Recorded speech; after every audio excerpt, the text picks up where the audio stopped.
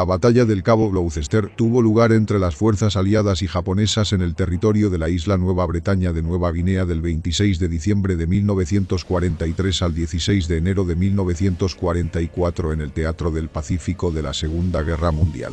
Durante la Operación Noria, que fue la parte principal de la estrategia aliada en el suroeste del Pacífico y partes de las islas, las tropas estadounidenses desembarcaron en Nueva Guinea y las islas circundantes.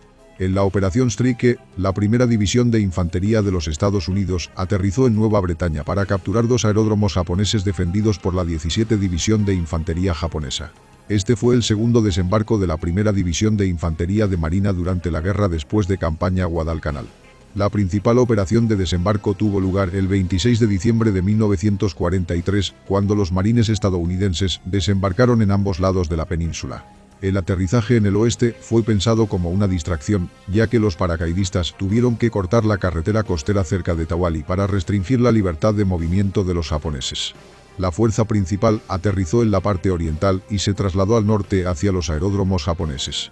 Al principio, los atacantes solo encontraron una resistencia débil, pero luego la marisma obligó a los estadounidenses a moverse por una estrecha carretera costera. Un contraataque japonés ralentizó brevemente el avance aliado, pero a finales de diciembre, los marines pudieron capturar aeródromos y afianzarse allí. La lucha continuó hasta principios de enero de 1944, cuando las fuerzas estadounidenses expandieron su presencia desde los aeródromos al sur hacia la bahía de Borgen. El Cabo Gloucester se encuentra en la costa norte de la península en el extremo occidental de Nueva Bretaña, que se encuentra al noreste de Nueva Guinea. Se encuentra frente a la península de Won de Nueva Guinea. Entre ellos hay una isla mano, del resto de su tierra se recortan los pasajes Dampier y Knit. En el momento de la batalla el Cabo Gloucester formaba parte del territorio de Nueva Guinea. El cabo se encuentra a 370 kilómetros al oeste de Rabaul y 394 kilómetros al noreste de Port Moresby. La península a la que pertenece el promontorio es un semicírculo desigual desde Lagoon Point en el oeste hasta Borgen Bay en el este. En el fondo de la península se encuentra el monte Talabe, de 2 kilómetros de altura, es un volcán extinto, arrasando de oeste a este. En el suroeste de Talabe hay un volcán inactivo Lanquila con una altura de 1200 metros. Más al sur hay otro volcán extinto, Tangi, con una altura de 1700 metros. El territorio está cubierto por una densa selva tropical, prados de hierba alan y manglares profundos. En 1943 solo unas pocas playas eran aptas para el desembarco de tropas, no había carreteras en la costa por las que las tropas y el equipo pudieran moverse rápidamente. La temperatura del aire varía de 22 a 32 grados centígrados, alta humedad, fuertes lluvias, especialmente durante la llegada de los monzones del noroeste, la temporada de monzones dura hasta febrero. Los aviones estadounidenses podrían operar desde Finschhafen, pero después del clima de febrero, las operaciones aéreas limitadas se realizarán desde el Cabo Gloucester. El clima limitó el momento de la operación en el Cabo Gloucester. En 1943, la inteligencia aliada en el área estimó que la población local alrededor del Cabo Gloucester era de unas 3000. Había numerosas aldeas repartidas en 4 áreas principales, en la costa oeste, cerca de Kalinga, en la orilla occidental del río Itini en el sur, tierra adentro desde Sagsag y Tawali, en la costa oeste, y al este del monte Tangui, alrededor de Niapawa, Agulupeya y Relmen.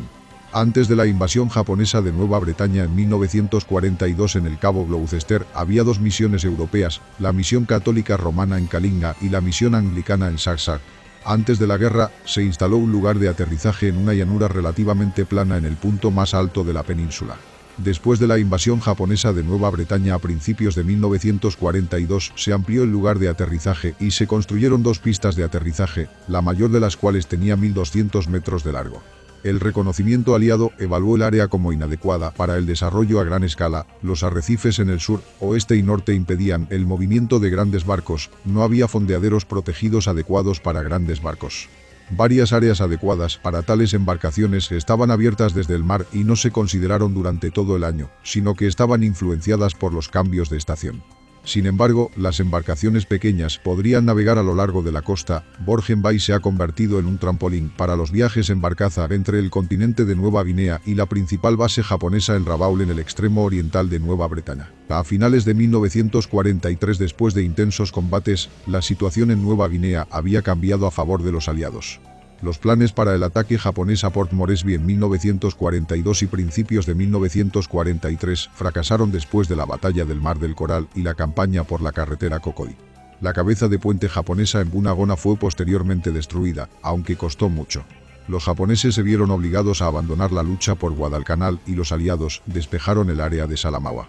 Los aliados tomaron la iniciativa y llevaron a cabo una operación Cartwell, una serie de operaciones para destruir la base japonesa en Rabaul y la brecha de las líneas de comunicación en la región suroeste del Océano Pacífico.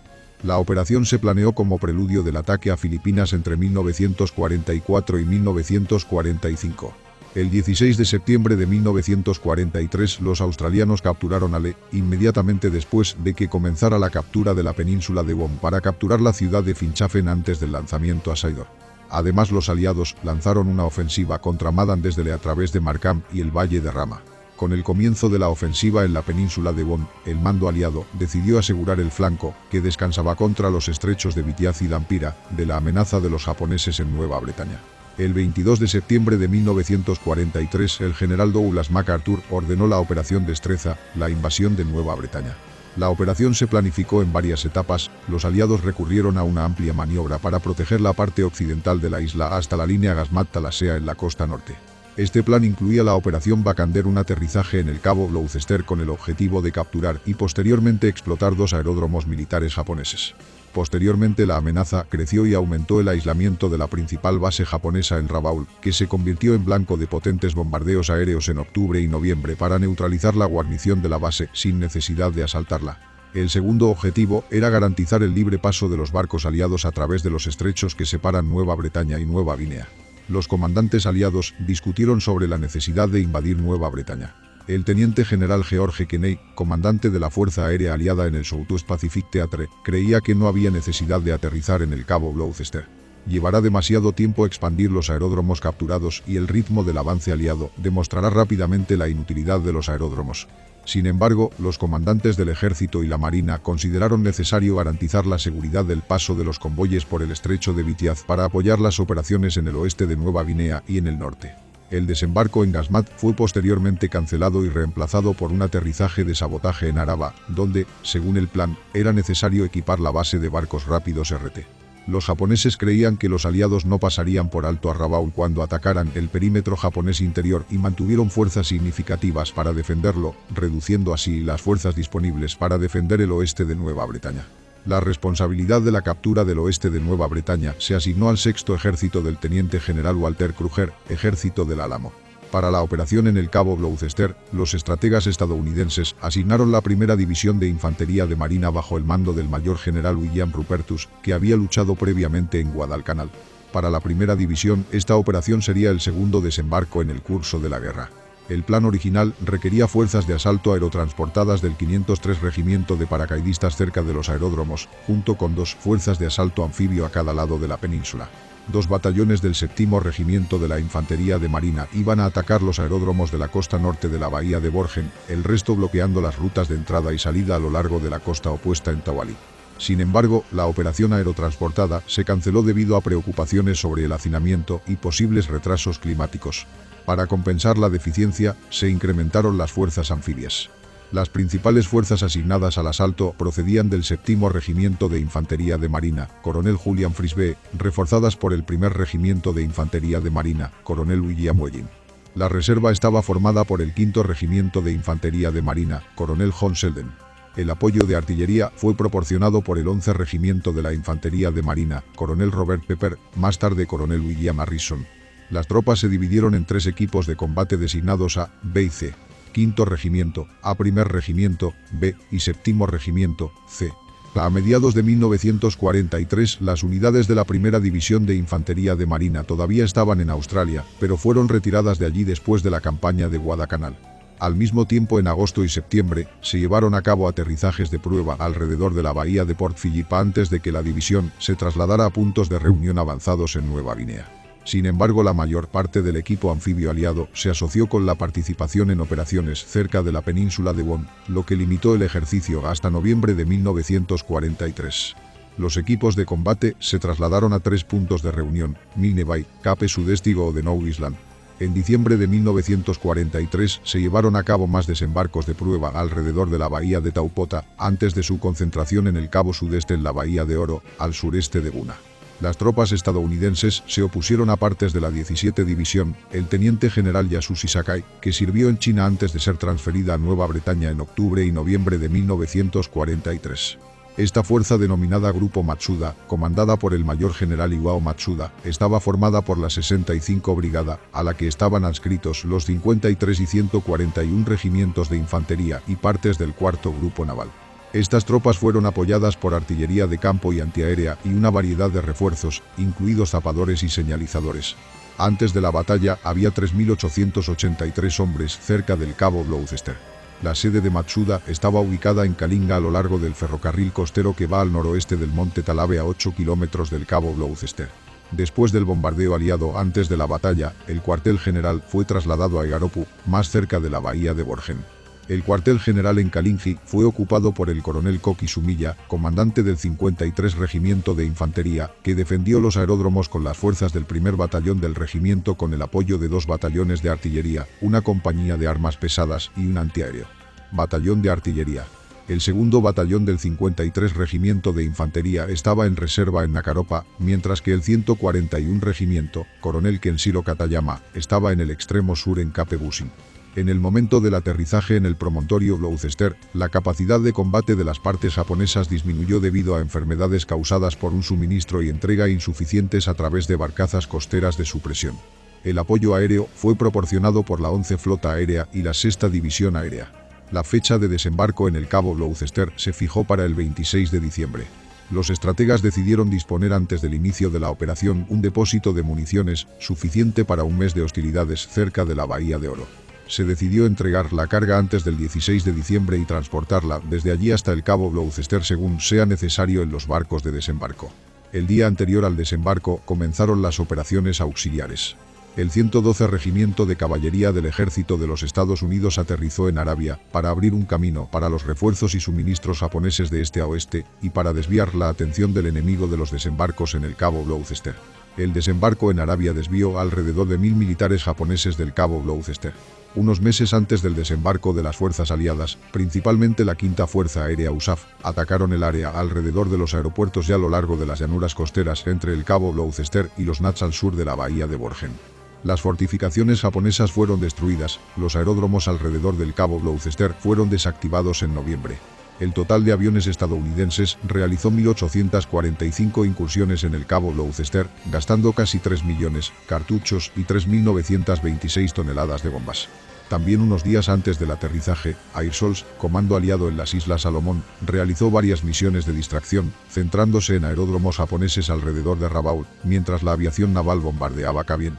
También ha habido redadas en Madan y Wewak. Al mismo tiempo, los aliados llevaron a cabo un extenso reconocimiento aéreo del área.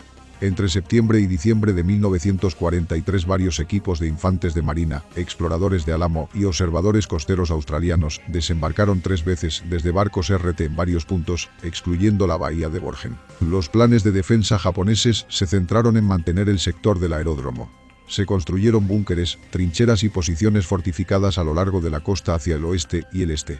Las posiciones más poderosas estaban en el sureste, para proteger el acceso a través de prados planos.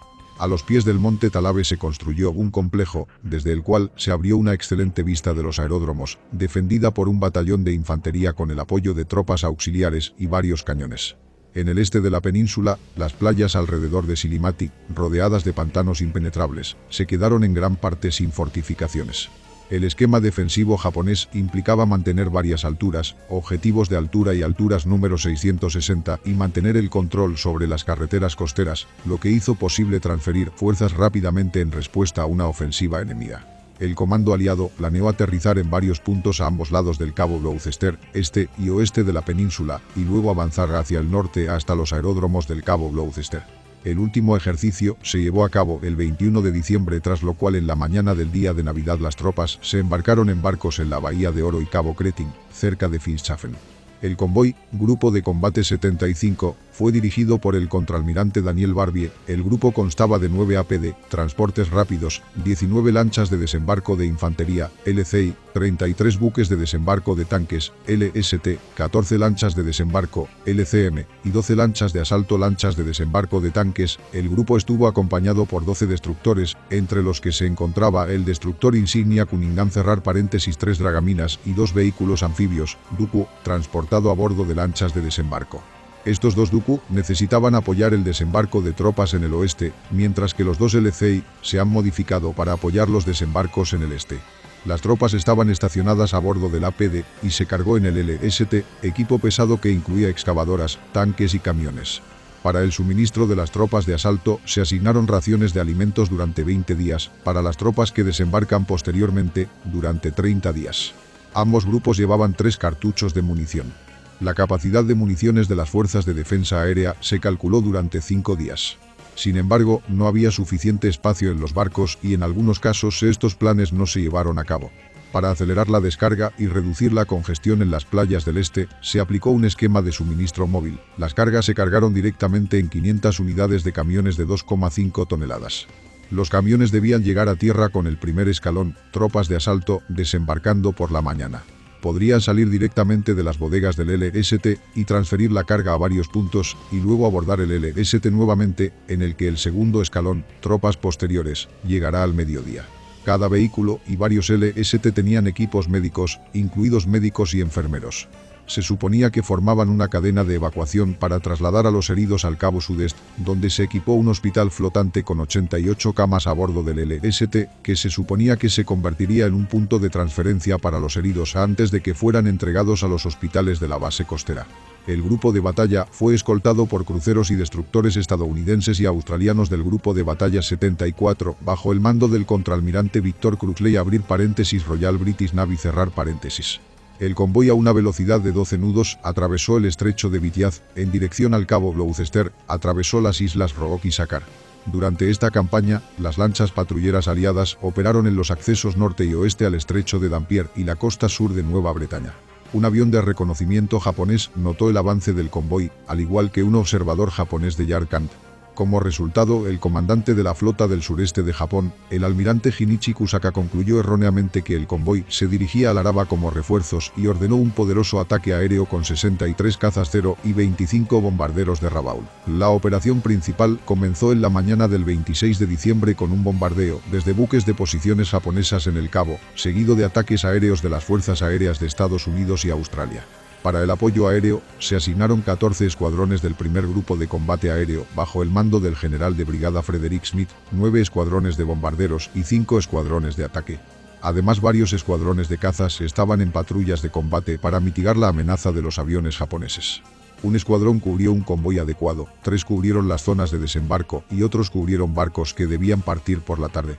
Los ataques aéreos y una cortina de humo fueron seguidos por el aterrizaje de la primera división de infantería de marina en las playas de Yeyou 1 y Yeyou 2, en el este cerca de Silimati Point y Borgen Bay, 8 kilómetros al sureste del aeródromo, y acciones de distracción en Green Beach hasta el al oeste, cerca de Tawali en 10,5 kilómetros del cabo Gloucester.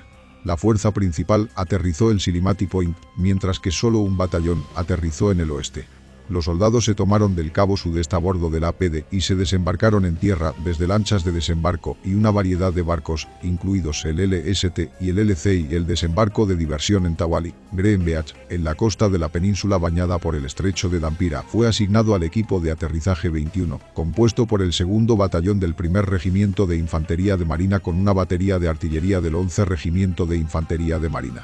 El destacamento de 31 barcos de desembarco, 5 LCI, 12 LCT y 14 LCM, fue escoltado por 2 destructores y 2 lanchas patrulleras. El destacamento transportaba raciones de comida para 20 días y 6 municiones de artillería. Después de dejar la Bahía de Oro, junto con el grupo principal del convoy, el equipo de desembarco se separó de las fuerzas principales, rodeó Finschhafen y siguió su curso a través del estrecho de Dampier. Después de un bombardeo preliminar por aire y mar a las 7:30 horas, se descubrió que los japoneses habían abandonado sus posiciones cerca de Green Beach. El LT-21 no encontró resistencia durante el aterrizaje, sin embargo, antes del aterrizaje, se llevaron a cabo fuertes bombardeos, incluso con misiles de varios vehículos de asalto anfibios. A las 08:35 horas se creó una cabeza de puente costera, a las 10:20 horas se cumplieron todos los objetivos del primer día de desembarco. Debido a la dificultad del terreno, los infantes de marina no lograron comunicarse con el mando de su división y en su lugar transmitieron mensajes a través del cuartel general del Sexto Ejército, Destacamento Álamo. Al atardecer los marines formaron un perímetro y bloquearon la carretera costera, estableciendo un puesto de control. Gracias a estas acciones, los japoneses no pudieron trasladar refuerzos a las posiciones en los aeródromos, pero la segunda carretera desde el monte Talabe hacia el este permaneció abierta, ya que la inteligencia estadounidense no la encontró. Poco después de aterrizar en el oeste, los japoneses respondieron enviando 2 compañías del 53 Regimiento de Infantería. En los días que siguieron los marines lucharon contra pequeños grupos de japoneses. La artillería y los morteros japoneses de North Point dispararon contra el perímetro estadounidense. Los enfrentamientos de patrullas se intensificaron hasta que, en la madrugada del 30 de diciembre, 2 compañías del 53 Regimiento de Infantería atacaron a los marines frente a Coffin Corner. Aprovechando la cobertura de la oscuridad y una violenta tormenta, los japoneses lanzaron un ataque concentrado a lo largo del estrecho pasaje entre las 2 cadenas montañosas, defendido por los estadounidenses. Después de una batalla de 5 horas con morteros, ametralladoras y artillería, los japoneses fueron rechazados, perdiendo 89 muertos y 5 capturados. Los marines perdieron 6 muertos y 17 heridos. Después de esta batalla, los japoneses no atacaron el perímetro occidental. La artillería japonesa tomó posiciones el 31 de diciembre, pero se encontró con fuego de artillería de contrabatería del 11 Regimiento de la Infantería de Marina. Los marines trabajaron a pesar del terreno difícil para accionar los cañones.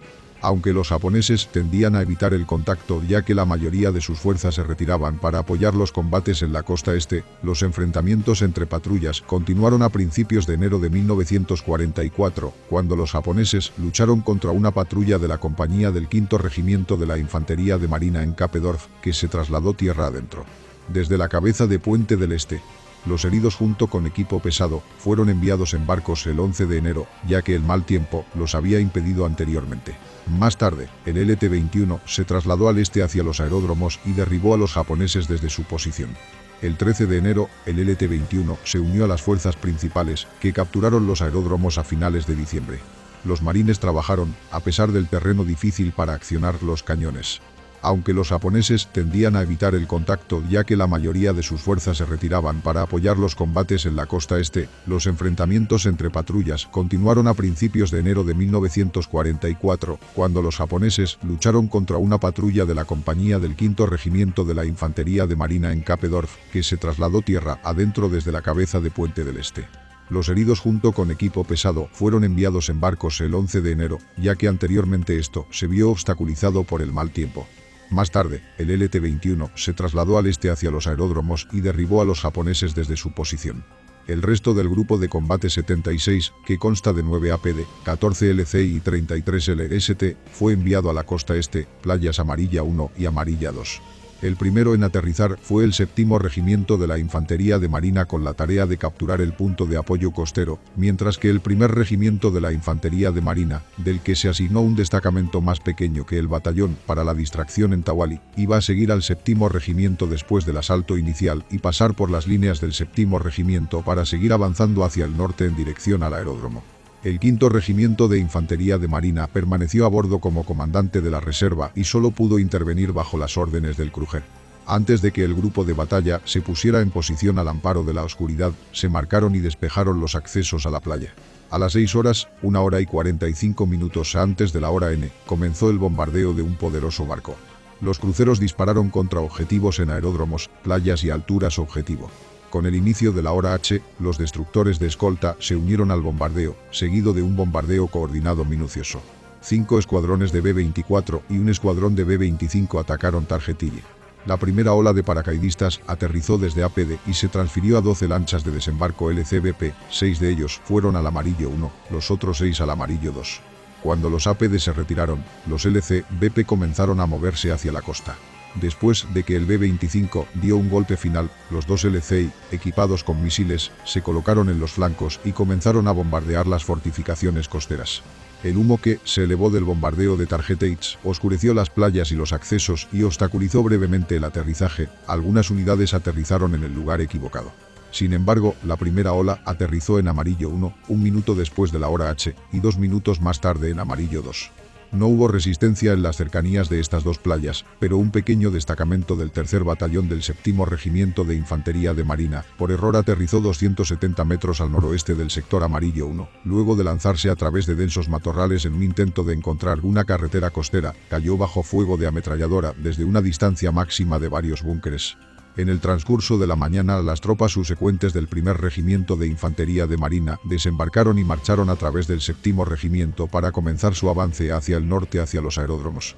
La zona de aterrizaje al norte de la bahía de Borgen estaba rodeada de pantanos, solo había una estrecha franja costera a lo largo de la cual los infantes de marina apoyados por tanques Sherman del 1er Batallón de Tanques. Esto ralentizó el avance tierra adentro y provocó un fuerte bloqueo de playas, dificultando la descarga. Esta mañana los aviones japoneses fueron inicialmente redirigidos al Araba, pero después de reabastecerse de combustible y rearmarse el Rabaul a las 2:30 p.m., comenzaron a asaltar barcos aliados alrededor de las playas de desembarco. Esto resultó en la muerte del destructor US Brownson con un centenar de miembros de la tripulación y bajas a bordo de los destructores US Shaw y el US Mafford. Sin embargo, durante el primer día de desembarco, se desembarcaron 13.000 efectivos y 7.600 toneladas de carga a cada lado del promontorio. Los aviones japoneses comenzaron a sufrir pérdidas por las acciones de los cazas estadounidenses y el fuego antiaéreo naval. La resistencia en la zona de aterrizaje principal se limitó inicialmente solo a las tropas de retaguardia, que fueron rápidamente derribadas.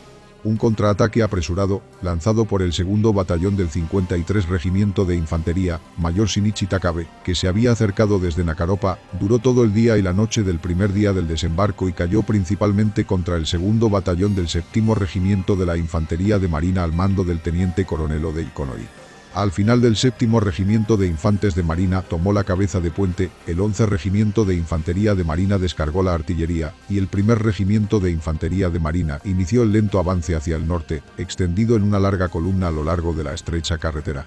Al día siguiente, los marines se movieron hacia el oeste, caminando 4,8 kilómetros hasta su objetivo. Se encontraron con un puesto de control japonés. Los marines identificaron el sitio como el infierno en el borde este de los aeródromos. La posición estaba bien camuflada y equipada con cañones antitanque y de campaña de 75 metros. Las tropas del 19 Batallón de Construcción de la Armada, impartido al 3er Batallón del 17 Regimiento de la Infantería de Marina, han trabajado intensamente para mejorar las carreteras en las que avanzaban las tropas americanas, pues ya se han descargado grandes cantidades de cargamento. Se utilizaron vehículos anfibios con orugas para transportar municiones al frente. Sin embargo, el tráfico denso, junto con las fuertes lluvias, levantó por completo la estrecha carretera costera. Como resultado se hizo más difícil la entrega de municiones del sector amarillo y la evacuación de los heridos de las zonas de combate.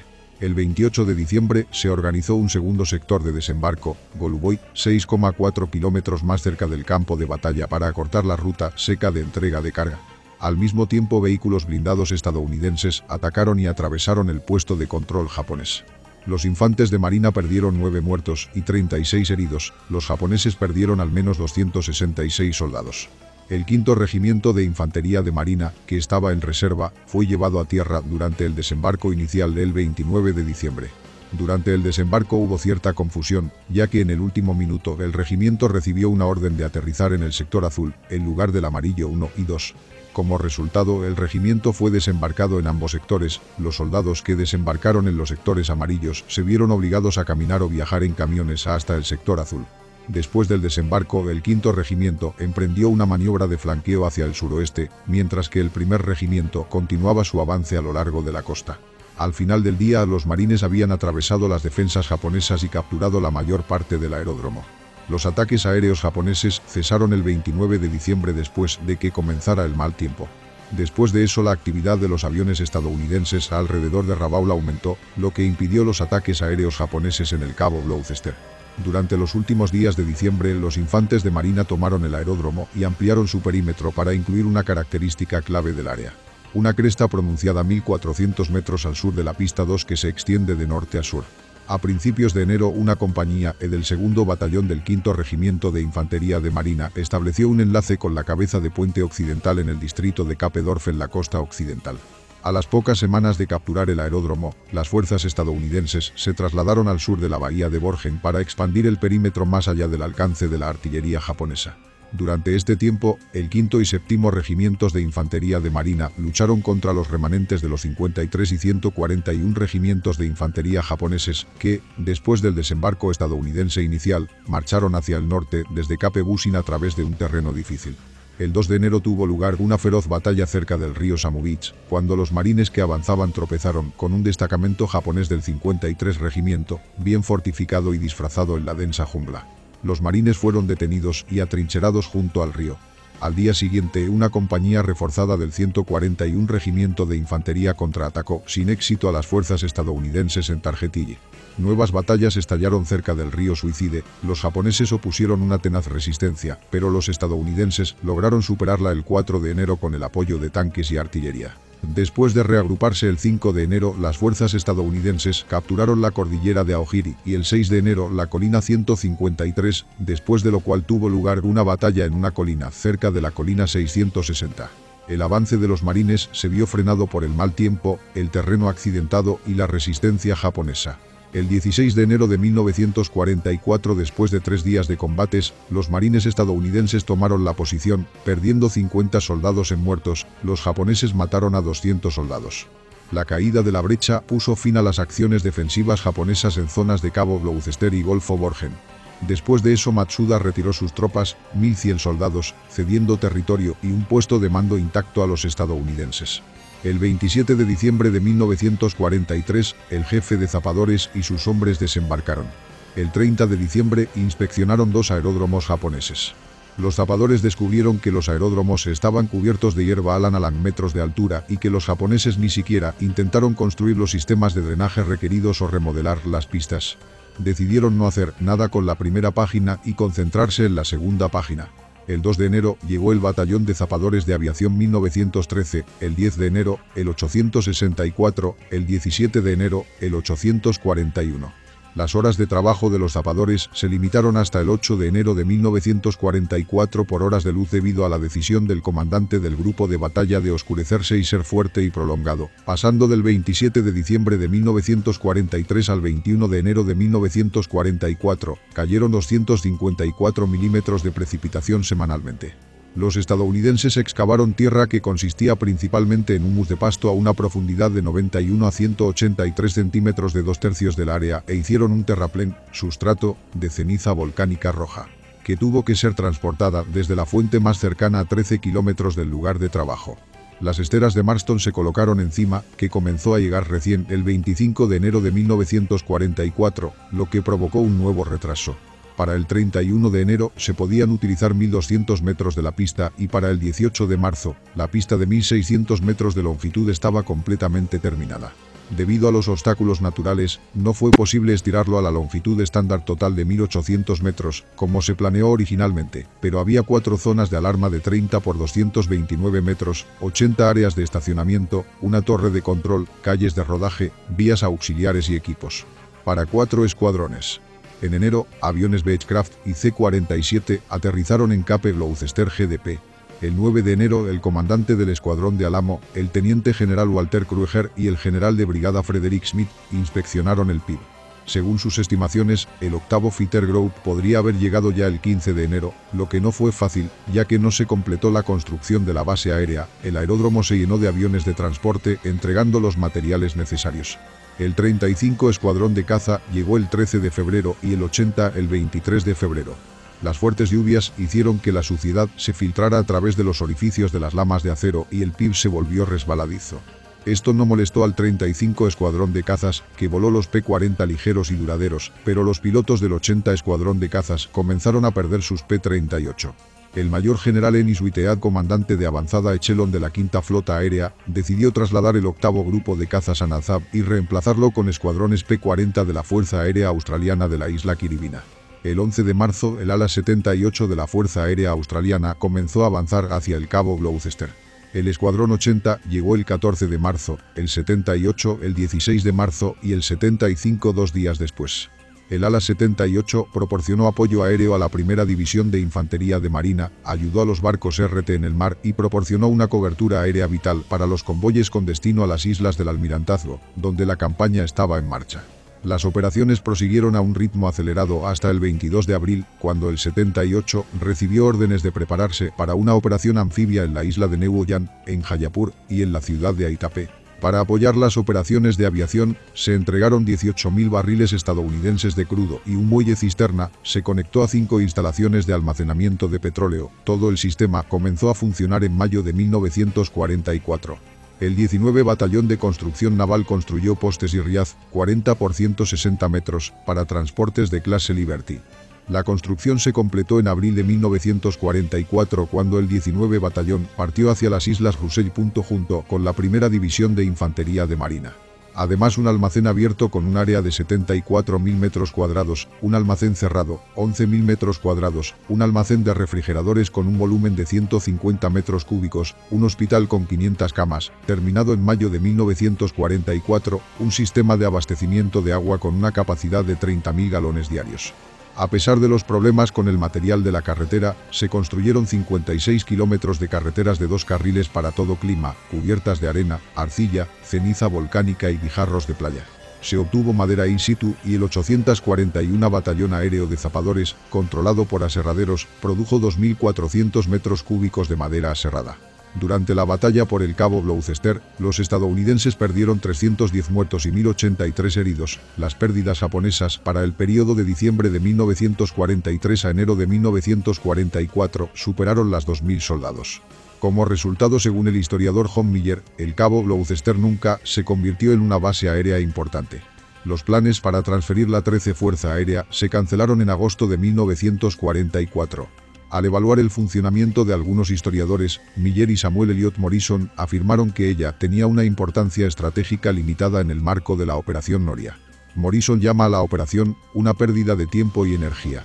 Sin embargo, la pista de aterrizaje jugó un papel importante en el apoyo a la operación en las Islas del Almirantazgo, que comenzó en febrero de 1944 y como un aeródromo de emergencia para los aviones dañados durante las incursiones en Kavieng y Rabaul. El aeródromo se utilizó hasta abril de 1945. En junio, la base del Cabo Gloucester pasó a formar parte de la base F en Finschhafen. Al mismo tiempo, las fuerzas estadounidenses y australianas aterrizaron en Long Island, 130 kilómetros al noroeste, donde se equiparon con una estación de radar en diciembre. El destacamento de Alamo centró su atención en el desembarco en Saidor en enero de 1944 como parte de la siguiente fase de la operación de Nueva Guinea. A mediados de enero, el comandante de la 17 División, Yasushi Sakai, solicitó permiso para evacuar su puesto de mando en la parte occidental de Nueva Bretaña. El 16 de febrero, patrullas estadounidenses desde Cape Gloucester y Arabe se unieron en Gilnit. El 12 de febrero, una compañía del primer regimiento de infantería de marina aterrizó en la isla Rook con 6 LCM para limpiar la isla de los japoneses. Habiendo aterrizado en la playa sin resistencia, los marines enviaron patrullas para inspeccionar la isla. Al descubrir que la isla había sido abandonada por los japoneses, regresaron al Cabo Gloucester el 20 de febrero. A partir del 23 de febrero, las fuerzas japonesas en el oeste de Nueva Bretaña intentaron separarse de los estadounidenses y trasladarse al área de Talasea.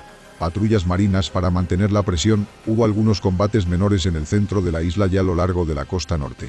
Las operaciones para despejar el Cabo Gloucester continuaron durante el comienzo de 1944, aunque en febrero de 1944 la situación se había estabilizado lo suficiente como para que los estrategas estadounidenses comenzaran los preparativos para expandir la cabeza de puente aún más hacia el este. A principios de marzo de 1944, los estadounidenses desembarcaron en Talasea en la costa norte de Nueva Bretaña, lo que llevó a una retirada general japonesa al Cabo Oskins y Rabaulu. El 23 de abril de 1944, la primera División de Infantería de Marina fue retirada del frente y reemplazada por la 40 División de Infantería del Ejército de los Estados Unidos de Guadalcanal. Posteriormente se estableció una pausa en Nueva Bretaña. Las fuerzas estadounidenses concentraron sus esfuerzos principalmente en el extremo occidental de la isla, decidiendo evitar Rabaul, mientras que los japoneses permanecieron cerca de Rabaul en el extremo opuesto de la isla. Más tarde, los estadounidenses transfirieron la responsabilidad de las operaciones en Nueva Bretaña a los australianos. En noviembre de 1944, los australianos desembarcaron en la bahía Jakinot y llevaron a cabo una ofensiva limitada en el Golfo de Wilde para proteger la bahía y bloquear la gran fuerza enemiga en la península de Gazelle, donde permanecieron hasta el final de la guerra.